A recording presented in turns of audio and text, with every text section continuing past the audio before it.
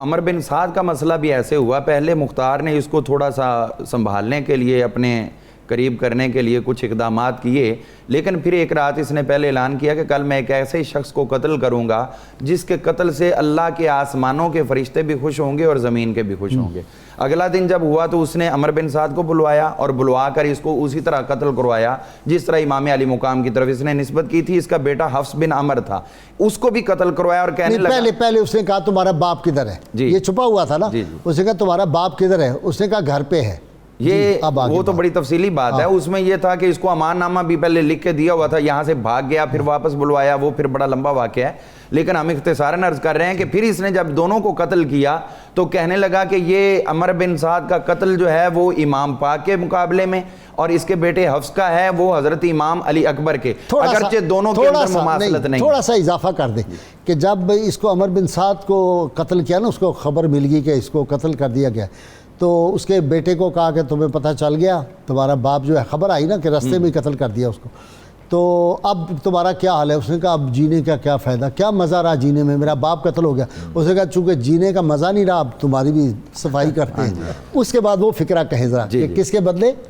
حضرت امام حسین کے بدلے میں قتل ہوا عمر بن سعد اور حضرت امام علی اکبر کے بدلے میں قتل ہوا ہے حفص بن عمر، لیکن دونوں میں کوئی برابری نہیں، یہ ساتھ میں واضح بھی برابری نہیں ہے کوئی۔ اگر وہ یہ جملہ نہ بولتا تو سمجھا جاتا شاید انتقام پورا ہو گیا، یہ اس کا اعلان تھا کہ ابھی یہ سلسلہ جاری ہے۔ خولی جو تھا، جو آپ کا سر مقدس جو ہے اتار کے لے کے گیا تھا، تو اس نے جب اپنے گھر جا کر رات کو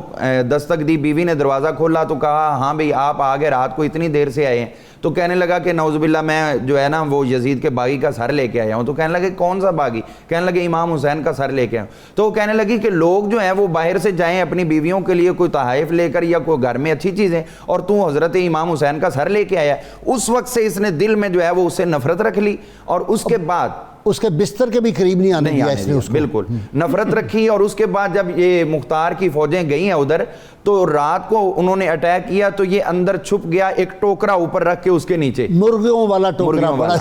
تو جب اس کے اندر چھپا ہے تو اس وقت جو ہے وہ انہوں نے پوچھا بھی کدھر ہے، انہوں نے منہ سے تو کہا بھی مجھے نہیں پتا اور انگلی سے اشارہ کر دیا کہ وہاں ہے، تو وہاں سے نکال کے جو ہے وہ پھر اس کو قتل کیا گیا۔ اسی طرح حرمل جو تھا جس نے حضرت امام علی اصغر پر تیر چلایا تھا، تو اس کو بھی ایسے ہی کیا گیا کہ پہلے اس پہ تیروں کی بارش کی گئی اور آخری تیر جو ہے اس کے گلے پہ رکھ کے مارا گیا۔ اسی طرح دیگر جو ہیں، بلکہ ایک شخص کے بارے میں یہ روایت موجود ہے کہ وہ کعبۃ اللہ کا طواف کر رہا تھا اور طواف کرتے کرتے وہ کہہ رہا تھا یا اللہ مجھے بخش دے، اگرچہ مجھے پتا کہ تو مجھے بخشے گا نہیں، اور منہ پہ اس نے نقاب ڈالا۔ لوگوں نے کہا بھی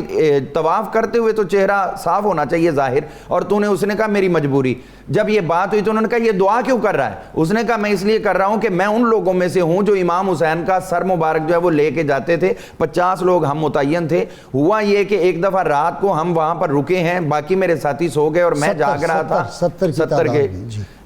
باقی ساتھی جو ہیں وہ میرے اس وقت سو گئے، میں جاگ رہا تھا۔ تو اس وقت یہ ہوا کہ میں نے دیکھا آسمان سے دروازہ کھلا ہے، فرشتے آ گئے، پھر انبیاء کرام علیہ السلام تشریف لائے، جبرائیل، میکائیل، اسرافیل یہ تشریف لائے، آخر میں حضور صلی اللہ علیہ وسلم کی تشریف آوری ہوئی، موسیٰ، عیسیٰ، تو سرکار کی تشریف آوری ہوئی۔ تو اس وقت سر مقدس نے حضور صلی اللہ علیہ وسلم کا استقبال کیا، تو اس وقت حضور صلی اللہ علیہ وسلم نے دیکھا تو پھر آپ کی آنکھوں میں سے آنسو جاری ہوئے ہیں۔ پھر آپ کا میں اختصار کرتا ہوں کہ آپ کے اشارے سے وہ جو باقی لوگ تھے وہ وہیں پر مر گئے، اور اس کو جو ہے حضور صلی اللہ علیہ وسلم نے نشان عبرت بنایا اور کہنے لگا تب سے میرا منہ جو ہے وہ کی طرح ہو گیا ہے، لوگوں کو دکھانے کے قابل نہیں رہا۔ جب اس نے یہ اقرار کیا ہے بیت اللہ شریف کے سامنے کھڑے ہو کر، تو لوگوں نے اس کو نکال دیا، کہنے لگے نکلو یہاں سے، تم تو پہلے معذب ہو چکے ہو، تمہاری نوزت کی وجہ سے ہم پہ عذاب نہ آئے۔ اس کو نکالا، باہر گیا تو باہر جاتے اس پہ بجلی گری اور یہ بھی واصل جان